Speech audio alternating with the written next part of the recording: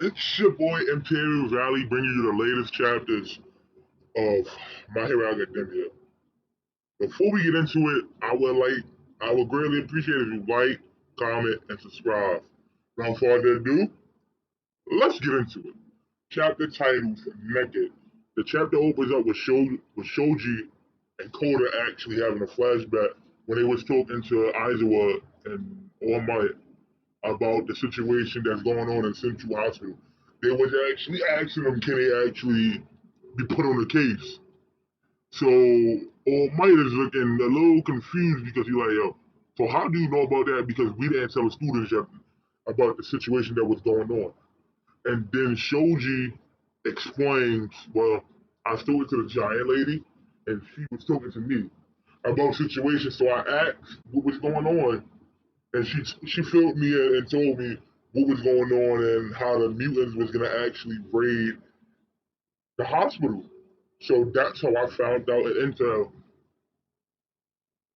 and then it goes to present. Then it moves on to present day, showed you like, hey, bro, looking like yo, if I let this slide, I can't call myself a hero. Like I cannot call myself a hero if I let this slide. The shit that's going on, because this is what I'm supposed to stop and protect people from. And then it actually goes back. It goes back to a flashback when you got President Mike and Oswald actually looking like, oh, like it's not cool that we gotta sit up here and get false information to people and shit, but it happens to the best of us. Then it shows a picture of President Mike like, Yamada, sorry, but they need your support. You already know this, Oswald. But quirks are stronger in each generation. But this generation now, these generation of kids is way stronger than we were way back then. So now we back in present fight. We in present day with the fight with Koda, Koji, Koda, Shoji. Sorry about that. Spinning them. So it's like, all right, they going back and forth, and it's getting pretty damn interesting. As President Mike still narrate, and now we is Koda actually got this whole little different transformation going on. Like, bro, he looked at unique in his own way already, and now he actually just grew two horns. So we getting a flashback for Koda where his mom was telling him, was telling him, well, when you get older, one day when you get older and you get stronger, you're gonna grow horns just like mine. And he was actually excited.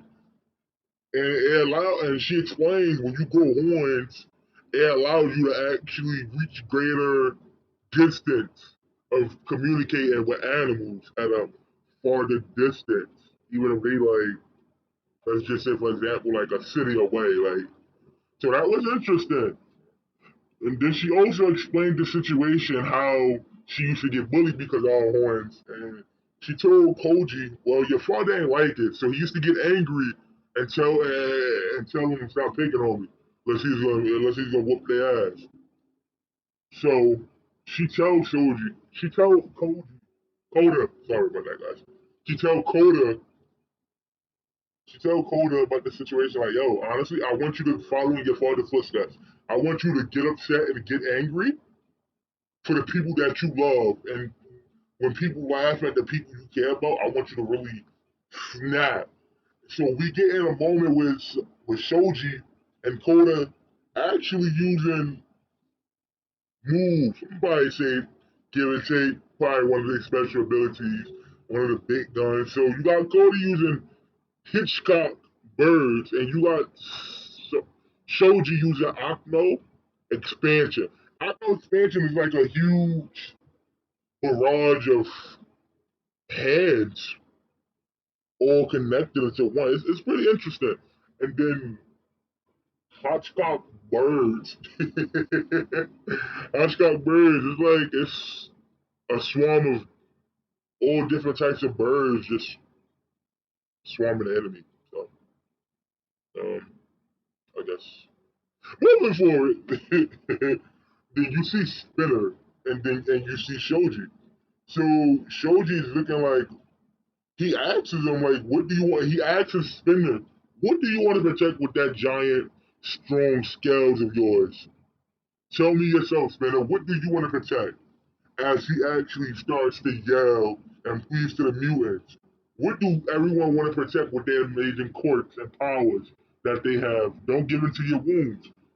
And it's so interesting because one day he goes on to tell him because if the minute you give in and if you keep on going with this, your children is gonna be your next targets. It's gonna be the next targets of discrimination. And he don't want that. And then we get a flashback of when he saved that little girl from drowning.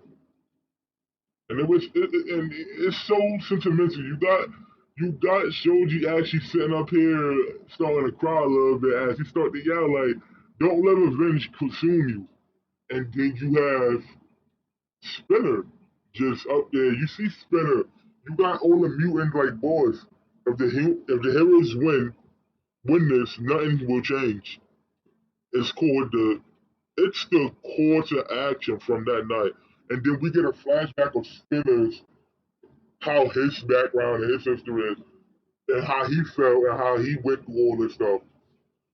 And it's like it's a little sad because Spinner actually like Spinner really wasn't a villain, but it's like the way he got treated and portrayed, it was a little upsetting.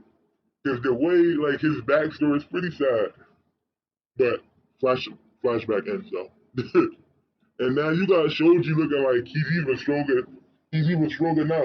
Then he states his attack even can break through and destroy concrete, but he couldn't even leave a goddamn scratch on Spinner. So he looking like, yo, if this keep going on, we ain't gonna win. And then you got the cops like if they keep going, and then we get a picture of Spinner look like he's mutating even farther with all these spikes and scales all over his body as he's getting bigger.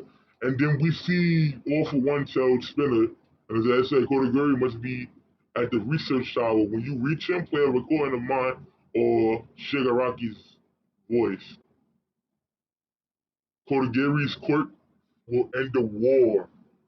All for One stated, and it's like, yo, so do he got a new quirk or something? Like, yo, what's gonna happen? Like, what's this like?